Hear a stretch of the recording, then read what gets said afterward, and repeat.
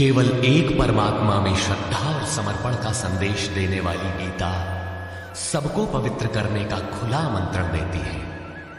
सृष्टि में कहीं भी रहने वाले अमीर अथवा गरीब, कुलीन तथा आदिवासी, पुण्यात्मा और पापी, स्त्री और पुरुष, सदाचारी एवं अत्यंत दुराचारी, सबका इसमें प्रवेश है। विशेषकर गीता पापियों के ही उद्धार का सुगम पथ बताती है। पुण्यात्मा तो बचते ही है। प्रस्तुत है उसी गीता की अद्वितीय व्याख्या, यथार्थ गीता का कैसेट प्रसारण।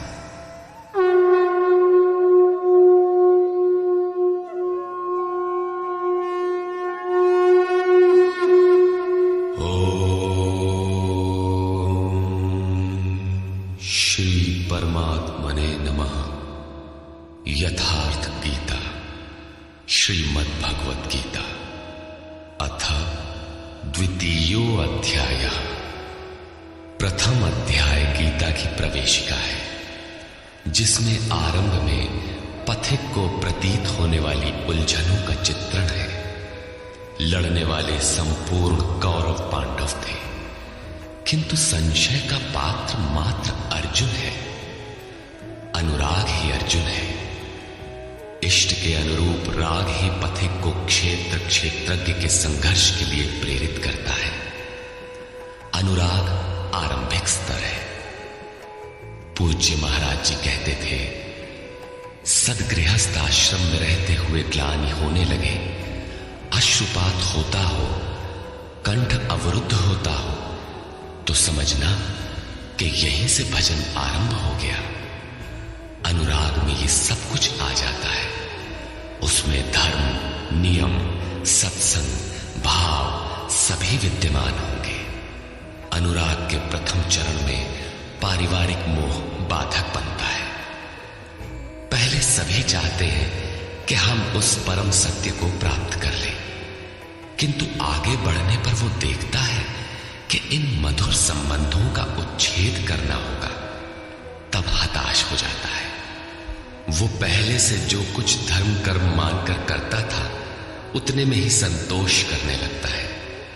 अपने मोह की पुष्टि के लिए वो प्रचलित रूढ़ियों का प्रमाण भी प्रस्तुत करता है, जैसा अर्जुन ने किया कि कुल धर्म सनातन है।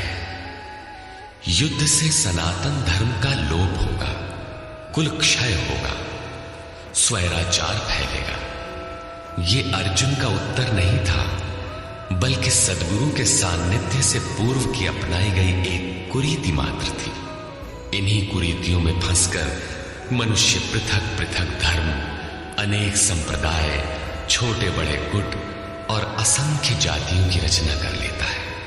कोई नाक दबाता है, कोई कान फाड़ता है।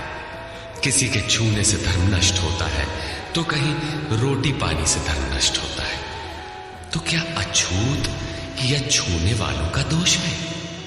कदापि नहीं। दोष हमारे भ्रमदाताओं का है। धर्म के नाम पर हम कुरीति के शिकार हैं, इसलिए दोष हमारा है। महात्मा बुद्ध के समय में केश कंबल एक संप्रदाय था, जिसमें केश को बढ़ाकर कंबल की तरह प्रयोग करने को पूर्णता का मानदंड माना जाता था। कोई गोव्रतिक गाय की भांति रहने वाला था, तो कोई कुक्कुर व्रतिक कुत्ते की तरह खाने पीने रहने वाला था। ब्रह्म विद्या का इनसे कोई संबंध नहीं है। संप्रदाय और कुरीतियां पहले भी थी, आज भी है। ठीक इसी प्रकार कृष्ण काल में भी संप्रदाय थे, कुरीतियां थीं। उनमें से एकाध कुरीति का शिकार अर्जुन भी था।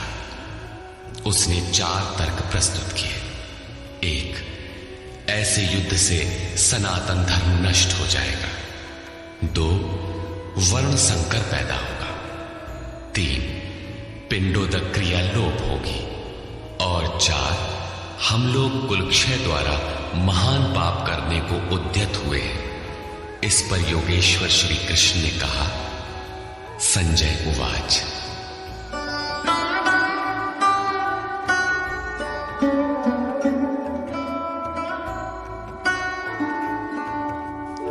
तन्तथा कृपयाविष्टम् अश्रुपूर्णाकुलेक्षणम् विषीदन्तमिदं वाक्यम् उवाच मधुसूदनः। करुणा से व्याप्त अश्रुपूर्ण व्याकुल नेत्रों वाले उस अर्जुन के प्रति मधुसूदन, मद का विनाश करने वाले भगवान ने ये वचन कहा। श्री भगवान उवाच।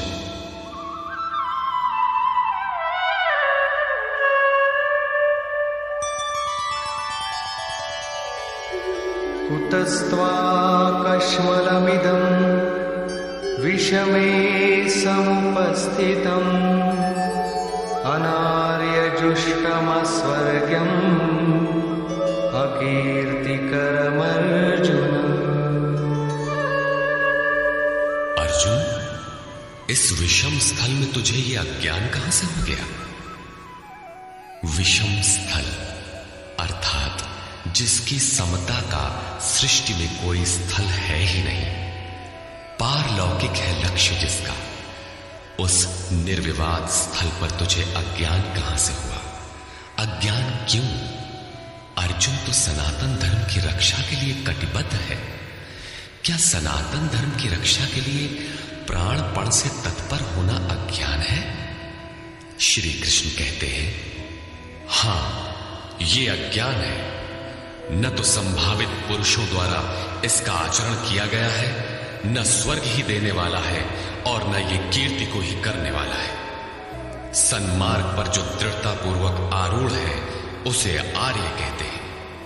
परिवार के लिए मरना मिटना यदि अज्ञान न होता तो महापुरुष उस पर अवश्य चले होते। यदि कुल धर्म ही सत्य होता तो स्वर्ग और कल्याण की निःश्रेणी अवश्य बनता। ये कीर्तिदायक भी नहीं है। मीरा भजन करने लगी तो लोग कहे मीरा भई बावरी, सास कहे कुल नाशी रे। जिस परिवार, कुल और मर्यादा के लिए मीरा की सास बिलख रही थी, आज उस कुलवंती सास को कोई नहीं जानता। मीरा को विश्व जानता है। ठीक इसी प्रकार परिवार के लिए जो परेशान हैं, उनकी भी कीर्ति कब तक रहेगी? जिसमें कीर्ति नहीं, कल्याण नहीं, श्रेष्ठ पुरुषों ने भूल कर भी जिसका आचरण नहीं किया, तो सिद्ध है कि वो अज्ञान है। अतः क्लैप्यमास्मगमः पार्थ नैतत्त्वय्युपपद्यते क्षुद्रं हृदय दौर्बल्यं त्यक्त्वोत्तिष्ठ परन्तप। अर्जुन, नपुंसकता को मत प्राप्त हो। क्या अर्जुन नपुंसक था? क्या आप पुरुष हैं? नपुंसक वो है जो पौरुष से हीन हो। सब अपनी समझ से पुरुषार्थ ही तो करते हैं। किसान रात दिन खून पसीना एक करके खेत में पुरुषार्थ ही तो करता है। कोई व्यापार में पुरुषार्थ समझता है तो कोई पद का दुरुपयोग करके पुरुषार्थी बनता है। जीवन भर पुरुषार्थ करने पर भी खाली हाथ जाना पड़ता है। स्पष्ट है कि ये पुरुषार्थ नहीं है। शुद्ध पुरुषार्थ है आत्मदर्शन। गार्गी ने याज्ञवल्क्य से कहा, नपुंसक पुमान ज्ञेयो यो न वेत्ति हृदि स्थितम पुरुषम स्वप्रकाशम तस्मानंदात्मानमव्ययम्। वो पुरुष होते हुए भी नपुंसक है जो हृदयस्थ आत्मा को नहीं पहचानता। वो आत्मा ही पुरुष स्वरूप, स्वयं प्रकाश, उत्तम आनंद युक्त और अव्यक्त है। उसे पाने का प्रयास ही पौरुष है। अर्जुन, तू नपुंसकता को न प्राप्त हो, ये तेरे योग्य नहीं है।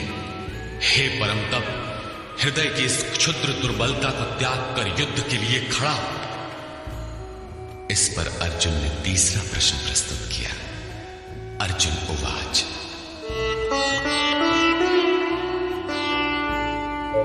कथं भीष्ममहं संख्ये द्रोणं च मधुसूदन इषुभिः प्रतियोत्स्यामि पूजार्हावरिसूदन।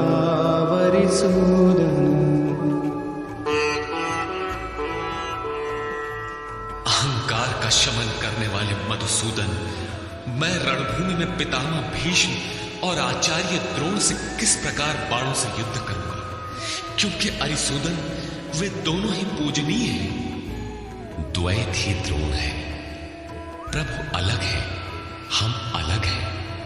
द्वैत का ये भान ही प्राप्ति की प्रेरणा का आरंभिक स्रोत है। यही द्रोणाचार्य का गुरुत्व है। भ्रम ही भीष्म है। जब तक भ्रम है तभी तक बच्चे, परिवार, रिश्तेदार सभी अपने लगते हैं। अपना लगने में भ्रम ही माध्यम है।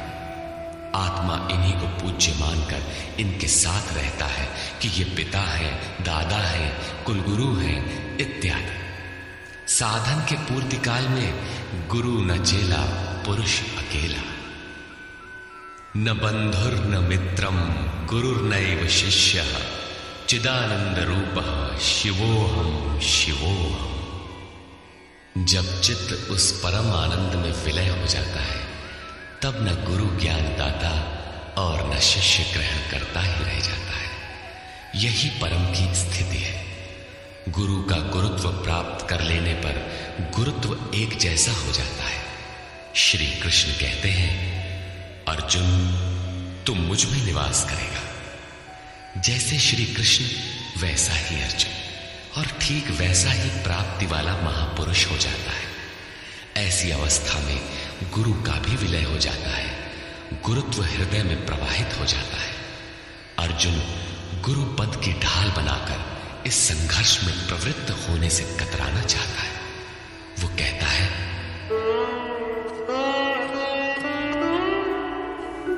गुरून् हत्वा हि महानुभावान् श्रेयो भोक्तुं भैक्षमपीह लोके हत्वार्थकामास्तु गुरूनिहैव भुञ्जीय भोगान् रुधिरप्रदिग्धान्।